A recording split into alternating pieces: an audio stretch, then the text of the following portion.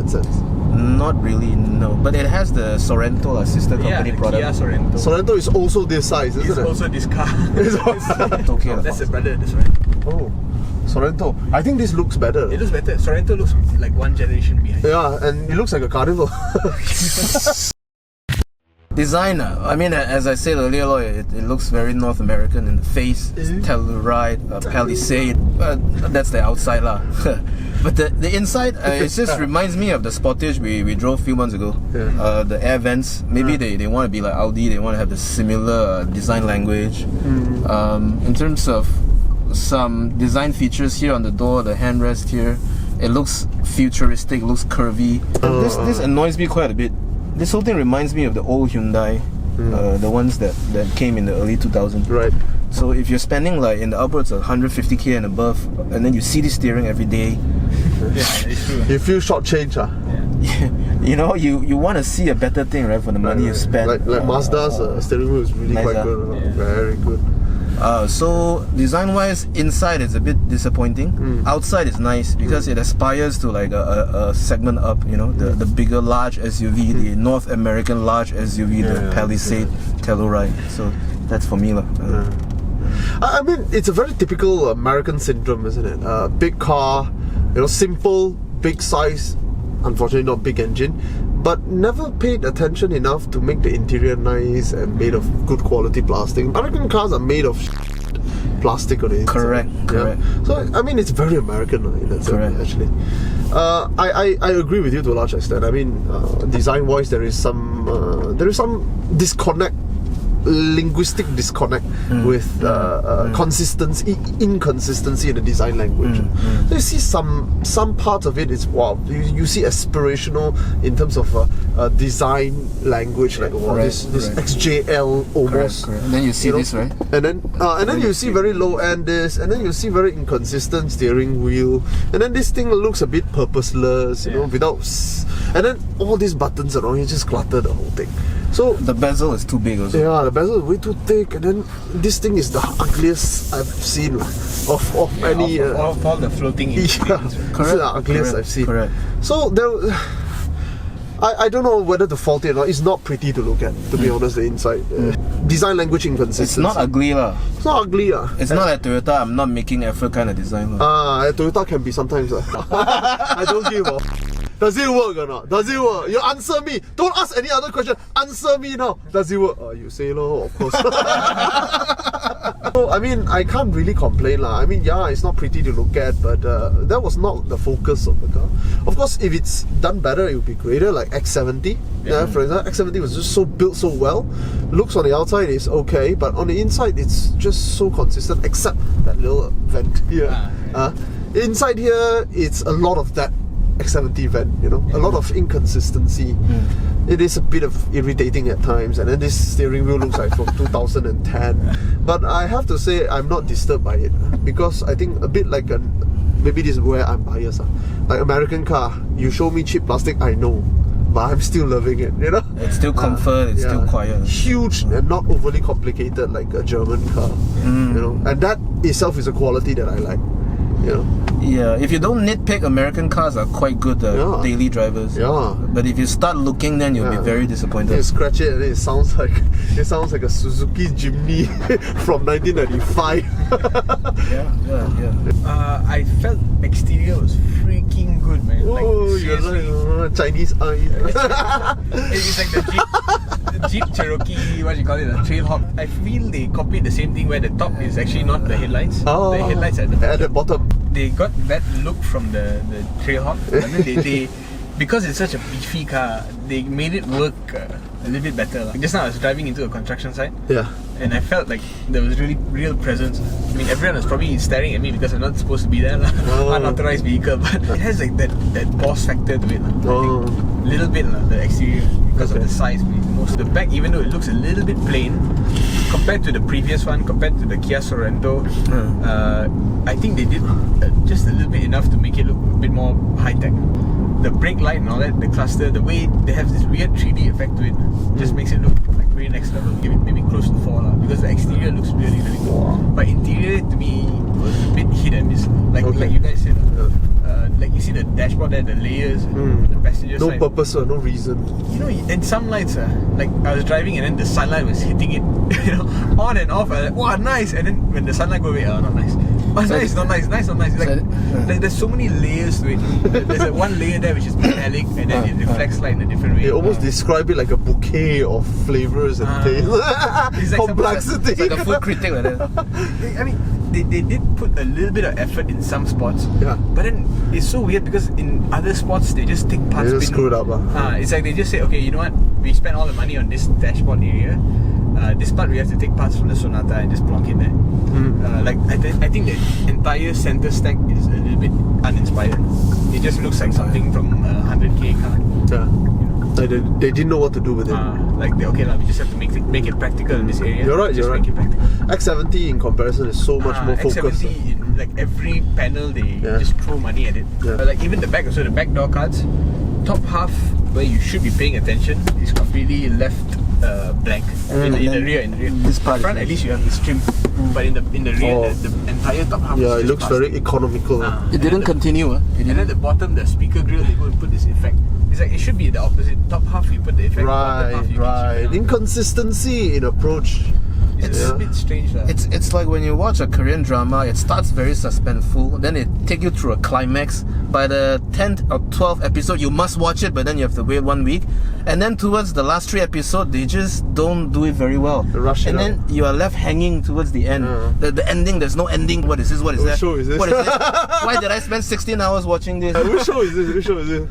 Like Memories of Alhambra was like that. I actually have a show that described what he said. Neon Genesis Evangelion. It's Japanese. Yeah, it's Japanese. Jap, right? But you know why? They run on budget at the end. And then the funniest part, That because explains this car also. because they run out of budget and he has no budget to do it, so he has to turn internal. They can't shoot any more action scene. So he it becomes an internal conflict. becomes a mental battle in his head. Those can take forever. They show his face. The only thing they pay for is the voiceover. So the That execution, explains this car, it starts off well and then it ends off like haphazardly. Yeah. So the interior, I'm barely giving it 3 stars Oh, because the construction is damn good. If you can press the unlock and the lock button, listen to that. Ooh. Chunky, all at the same time, so synchronized. and a nice chunky sound that you don't get in Japanese door locks. Okay, you may stop. I like that. I mean, that's something that the Japanese still don't pay attention to. The chunky closings. We have to talk about value in this car. Value. Yeah, not considering the X70, I would say this would be good value if it's below 180,000. As long as it keeps itself between 150 to 170 odd thousand, I think it's okay. I mean, I wouldn't call it cheap. You want it fly off the shelf, has to be 130 to 50. Correct. Which it cannot be. It cannot be. So I would forgive it if it's above 150, but I will not forgive it if it's above 180. You told me this is top spec one, so there are many specs. There's 2 specs of this petrol, and then there's 2 specs of the diesel. What? Okay, let's bottom line. What's the worst? How bad is it? The worst.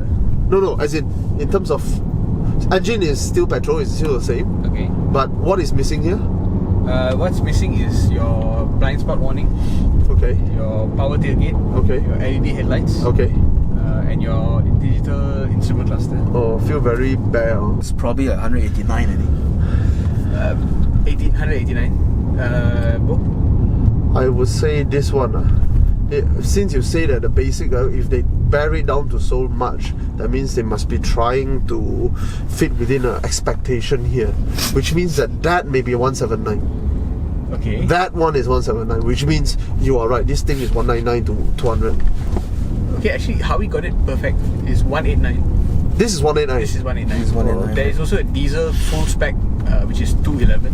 And then there's the bare version of this, which is 160 something. 170 lor. 160 something, very hard to compete with CRV.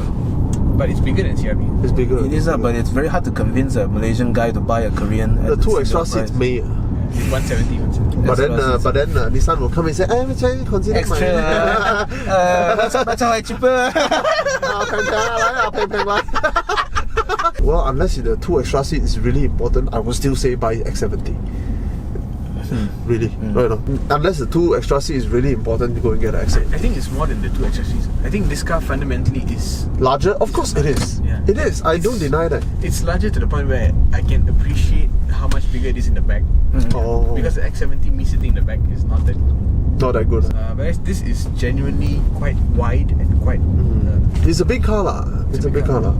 But 180k, I cannot accept lah. Yeah, it's a bit You know, 189. What is 189? The Camry is 189. 318. The Mazda 6 is 189. Fortunate is 318. Fortuner also same price. Yeah. Your resale value might actually be a bit better in a Fortuner than this, isn't it? A lot better. Yeah, because Santa Fe nobody wants second hand. Korean, nobody wants second hand. Is it? The previous gen is now 70 plus K. Holy. 2013. Especially the diesels. Oh. The Korean diesels. Even more hated. Value wise, to be honest, it's not great lah. I mean, but it's within reasonable expectation. It's not overpriced. It's not, just that you have to really like this car to think that it's worth spending this kind of money. There's nothing to like about the car. Ouch! What that's so bad. Let me rephrase myself. There's nothing that stands out in this package. Nothing particularly lovable, Yes. but the car is very livable.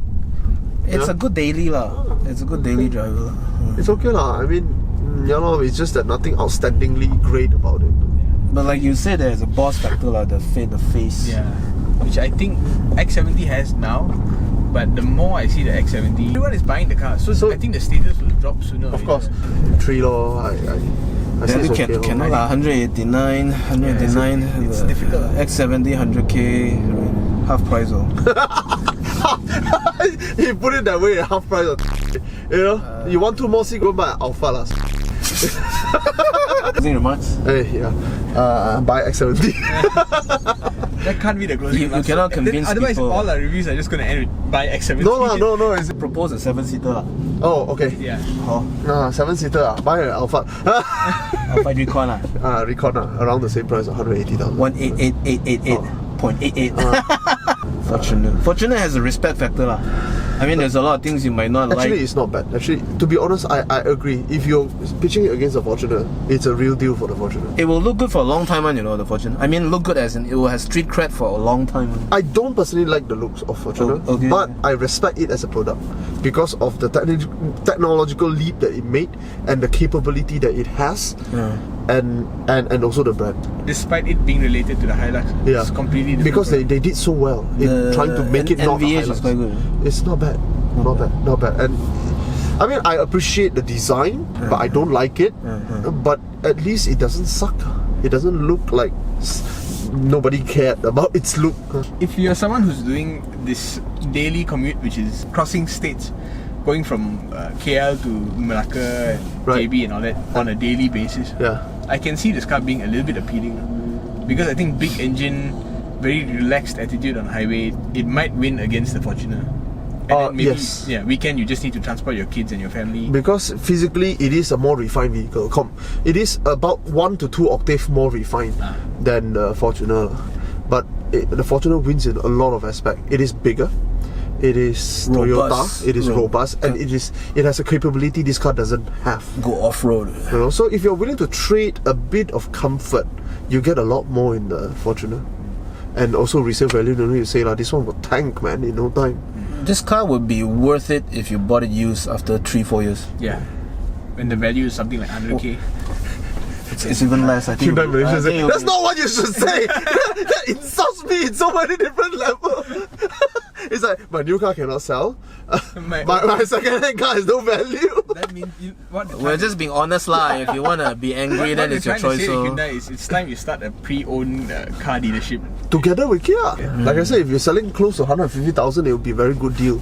And I would really think about X70 versus this. And if you're like say 30,000 or 25,000 ringgit difference for X70, dude, that's a real competition there, man. But right now you are almost 70,000 different. Cannot. Cannot justify. How to justify? Cannot. Okay. Alright, Autophiles signing out. Up lah. They don't sell sedans anymore. Yeah, man. They put up their hands. Even the Fiesta that was doing quite well, they stopped. Yeah, but are they stopping it in Europe as well? I think eventually they will stop. Holy man. Because Ford Europe was competitive. Why not? But I mean, Europe, if you're competitive in Europe, you're still barely making money. Because it's a problem, because you see what Europe creates, it creates Volkswagen. There's only one man who created Volkswagen. It's like the meme. Oh, Benz can say, oh, our founder is who, Toyota can say our founder is who, Volkswagen is.